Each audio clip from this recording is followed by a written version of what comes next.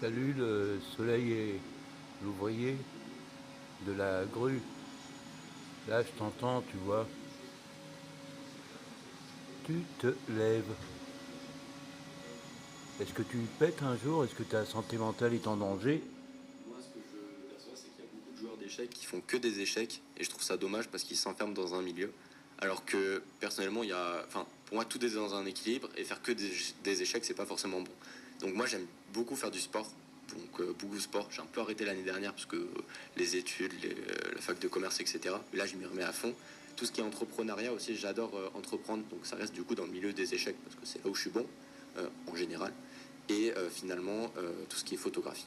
C'est quoi votre rêve, votre ambition à long terme? Vous avez commencé cet entretien, vous m'avez un peu coupé, vous avez bien fait, que à 6-7 ans, c'était pas un rêve d'en faire votre vie, et aujourd'hui, vous savez tout simplement pas. Quelle place vous aimeriez que les échecs prennent aujourd'hui dans votre vie, si vous pouviez décider de tout, on va dire, à 100%? Mes parents, ils m'ont toujours dit que je pourrais pas vivre des échecs. Donc maintenant, je trouve ça à moitié vrai et à moitié faux, mais ils m'ont bien fait de me dire ça parce que en fait, ils sous-entendaient que je pourrais jamais vivre en tant que joueur ou même professeur parce que c'est assez court-termiste comme vision. Mais par contre, vu comment les échecs se développent en ce moment, il y a vraiment de quoi faire. Et j'avais une idée, c'était peut-être un bar d'échecs à Lyon. Donc ça, c'est une idée que j'ai mis en Parce pause. que ça n'existe pas forcément au-delà des bars à jeux, peut-être un peu. Ça existe, ça commence à ouvrir, mais par contre, c'est vrai qu'à Lyon, du coup, il n'y a pas de bar d'échecs en tant que tel. Et sinon, rien à voir, il y a une passion que j'aimerais bien faire en ce moment, c'est peut-être devenir vidéaste. Donc, j'hésite à m'acheter une nouvelle caméra et filmer.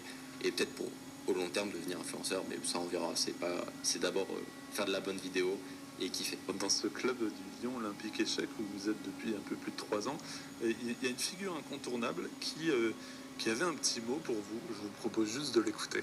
J'arrive à 8 ans, on fait des tournois tous les samedis, ça dure 4 heures. Il y a 7 parties et ils gagnent le tournoi. Sauf que les autres, ils ont tous 30-40 ans. Et c'est le seul enfant, peut-être qu'il y en avait 2 ou 3. Il finit premier avec 7 sur 7. Et il a 8 ans. Et comme moi j'avais déjà vu le jeune Bacro, c'est un champion de France qui à 11 ans, il jouait contre 20 jeunes en même temps. Il regardait dans les yeux tous ses adversaires. Et Phileas m'a fait penser à ça, ouais. Et Bacro, c'est le top 15 mondial. On finit par ce petit sonore. Qui est cette personne qui a parlé? Qu'est-ce qu'elle représente pour vous et pour ce club? Donc c'est Christophe Leroy, le président du club d'échecs de Lyon, le directeur du club d'échecs de Lyon. Salut RCF Lyon. Et salut ce monsieur qui joue très bien aux échecs. Tu l'auras reconnu. Salut à toi. Je t'aime. YouTube et la radio RCF Notre-Dame Radio.